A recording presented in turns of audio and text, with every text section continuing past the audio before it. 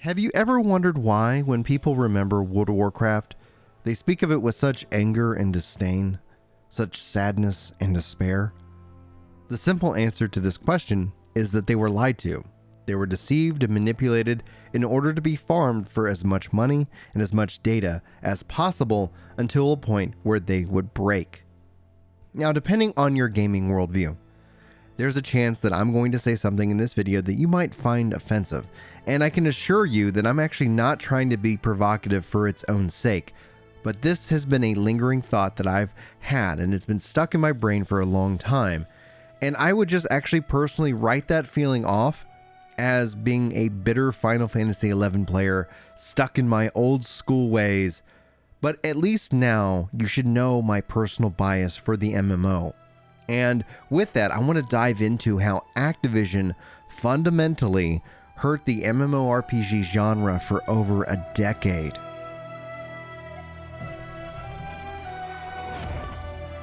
Hello everyone and welcome to Ginger Prime. My name is Brian, and all I'm really going to ask here in this video is that you give me 5 minutes of your time. If after 5 minutes you don't like what I have to say, feel free to sound off in the comments, feel free to dislike this video, feel free to never come back to my channel again. But I think I have figured out, I have stumbled upon something that I personally want to share. Now, I've been building up this series leading up to the next video that you will hopefully see either this week or next, talking about the 3 ages of the MMORPG, because I believe there are 3 ages. So the first age is the new genre was born. This is powered by the internet and ideas coming online really for the first time. When you think of this age, I personally think of games like Star Wars Galaxies, Dark Age of Camelot, Ultima Online, obviously Final Fantasy XI, EverQuest, which Final Fantasy XI was baked off of EverQuest, if you're being honest with yourself, Final Fantasy XI fans, and these all come to my mind rather easily, but I'm sure there are those of you out there that you could conjure up various countless others of these MMOs of this time. Now, when we talk to old school MMO players, perhaps like myself, typically they might refer to this age as some kind of golden age of the MMO, and that's perfectly fine that you have these kind of fond memories of the time and you want to label it as such, but really MMOs were coming into their own. There were many MMOs, not necessarily mainstream. They were played by hundreds of thousands of players, and that really was the cap. But this was a Wild West, an exploration, that's a weird way to say that word, of this genre in and of itself, and people look back with such fond memories of this time. Now, I've seen a lot of commentation around this age of the MMO, talking about why it succeeded and why we remember it fondly and why we can't go back to it, but I'll like to explore that again in future topics here on the channel. Now, this obviously brings us to the second age. The age of World of Warcraft, the age of growth, and the age of managed decline, all rolled into one. All right, so let's talk cash shop, gold token, subscription, play to earn, daily chores, rinse and repeat until the player burns out. Put that on a 2-year cycle and profit off of people's addiction. That's the Activision model. Don't like it? They don't care. You're still going to pay because they know you better than you know yourself. And when I'm saying you, really hear me. I'm talking to myself here in this case. Here's the real big kicker. Pay a streamer to play your game, and you'll soon forget about why you left as you swipe your card and get back on that train for one more round. This works until it doesn't work anymore. But in reality, it really doesn't work. You're going to get some people on that train, on that merry-go-round, going back for another hit of that nostalgia, of that perfection, until that high wears off, until that dopamine no longer satisfies. But really what it does is it serves as a warning to others not to get addicted. I haven't really heard this talked about at all within the YouTube space. So if somebody is talking about what I'm about to share with you, please send me them. I want to go check out their videos. YouTube does not necessarily do a great job of recommendations.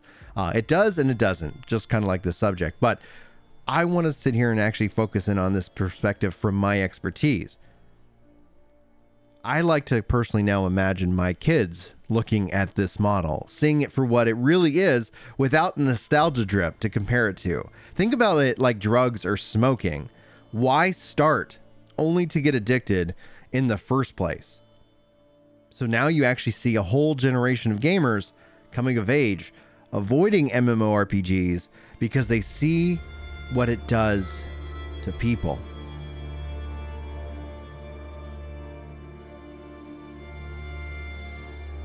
This isn't or should be a normal human reaction. No disrespect to anybody who feels that angry. Your anger is real. Your anger is justified.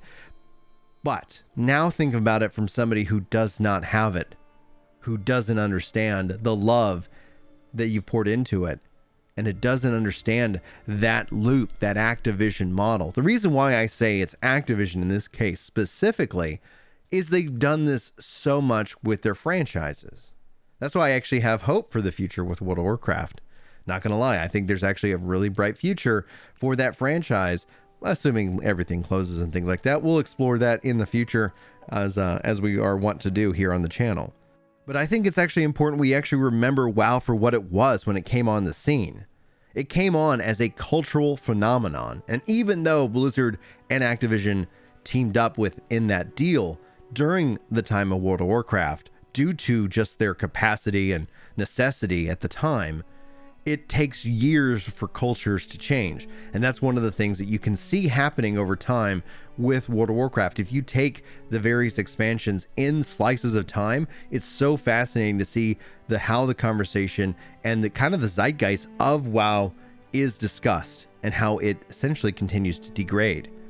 So when I've talked to gamers who've never played a video game before and have never played any other video games but were avid WoW players, that's how big World of Warcraft was. I wasn't really one of them.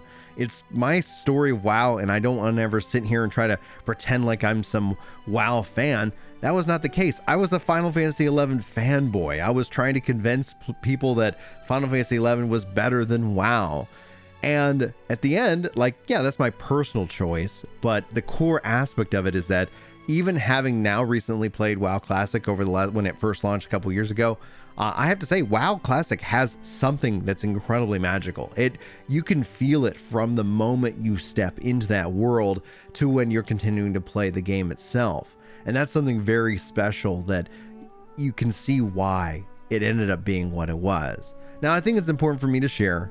Even when I tried to play Shadowlands, I have to say Classic was so much of a better experience than Shadowlands ever was, hands down.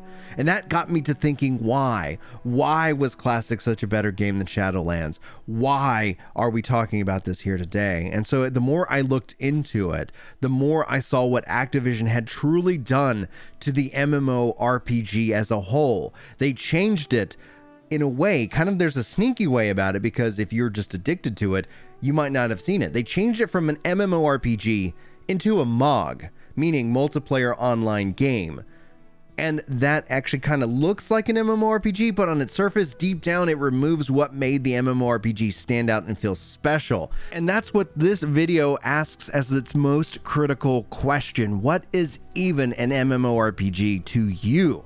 Now, obviously, when we talk about this online, we're going to get a wide range of answers depending on, I used to say, when you came into the genre. If you came in with World of Warcraft in Classic, you're going to look at a lot of those key aspects as what defined it for you. You're going to excuse some of the compromise that retail has made, and you'll excuse it because, like, it makes sense, right? You don't have as much time. Maybe today, like, you have a family, maybe today you have a really big job that you got to go and do where you didn't have that when you first started playing the genre. But at its core, I think fundamentally they've taken out two real key features within the genre itself that essentially even it out, that bring us all together in and of itself. I'm not trying to diss the theme park model or like raise up the sandbox model. Personally speaking, I think the future of the MMO is going to be more the sand park model, where there are elements of both aspects in the game itself. But I believe the things that really hurt and that they really fundamentally changed was an economy, a sense of player trade that really brings people together, and a community, a sense of the heartbeat that kind of goes on. And we've seen MMOs that followed WoW kind of fall into this kind of step, into these kind of categories, into these silos, into these mini echo chambers, so as you will, about getting people in. And it's about that cycle. It's not really about retention or a reason. You see daily chores, you see like AKA dailies. You find these things that get people addicted in the first place, that burn people out and then essentially let them lose. And so obviously we look at how modern MMOs that aren't WoW have followed their model because they have become the zeitgeist, the conversation, what becomes the standard, what becomes the norm. And the biggest issue here is obviously that works for a time, but as we look at the next generation of gamers coming online and more, they're avoiding MMOs outright because of the cycle that Activision essentially kind of modeled, but also because of the various business models in terms of kind of walls that kind of prevent you from jumping into the first place. Now, while WoW is still a powerhouse, as you know it is today, it's still a phenomenon. We're talking about it like in this video. That's kind of highlighting that point.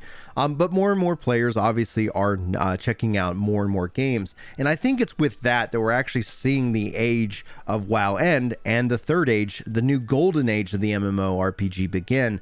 And there's a lot of reasons for this that I want to explore in its own video rather than make this video endlessly long. Now, one of the persistent topics we've seen within MMO fans has been taken part that you see happen on Reddits and subforums, etc., is the decline of the MMORPG, the death of the MMORPG, how the MMO is dying. And this is brought up obviously every so often. Now, WoW had such market dominance that obviously we saw this happen with a lot of venture capitalists where they tried to replicate its success with cheap cash grabs, and the genre became stagnant and gatekeepy, for lack of a better word. But what's actually ushering in this new age, the genre, is the willfulness of gamers to try out new games and to try out new different business models. I think the business model of the MMO is actually key to its future growth. I've talked earlier about the psychology of generations, and one thing that the MMO genre needs is new players and fans for it to continue to be viably economic or economically viable. I don't know. The game publisher and developers obviously want to maintain and invest their money rather than take it elsewhere. So outside influences of this are seen when you see like big games, lots of investment, lots of games and spending in mobile and the profit margin. And then you say, hey, why don't you make an MMO? And somebody's like, the risk is too high. It takes years for those games to kind of really like come into their own within the MMO player's mindset. Like if you just look at history, typically an MMO starts coming really into its own in its third or fourth year of development, after it's being released. And so you see these kind of things in these at play. And I think that's a huge aspect. But just the fact that gamers are willing to go and check out these other games actually gives me hope for the genre as a whole, because then good ideas can be rewarded and bad ideas can make their way out. And so I don't think the subscription model will go away completely from these games. It might become optional. Maybe there'll be one or two, games that are subscription-based MMOs, and there'll be a handful of non-subscription-based MMOs. So players will kind of jump around and kind of have their home base and play more and more of these games. But it allows for that economy of ideas where good ideas can kind of float to the top and everybody can win and everybody can benefit. And that's why I think we're entering into a brand new age, a golden age, not necessarily the first one, but a new age, a golden age of the MMORPG. And I hope to explore that with you guys in another video, as we are wont to do on the channel. Guys, thank you so much for your time. Hopefully I didn't waste any of it. If you guys enjoyed this topic, feel free to sound off below. If you have other topics you'd like to see me explore, sound off below. I'm always welcome to have conversations with you. We can always do that in the comments. We can always have that within videos or just hang out in Discord, play games together. It's really up to you. My name is Brian. This has been Ginger Prime. You are freaking amazing. That's what you get for being a subscriber, by the way. Free compliments at the tail end of this video. But yeah, with that, guys, I hope you have a great day, and I will talk to you soon. Take care. Yeah. It's time to chill out on the couch and read some comments. That's right. You know me when it comes to Destiny. I'm off with a clan, and I'm glad you're feeling better. Oh yeah.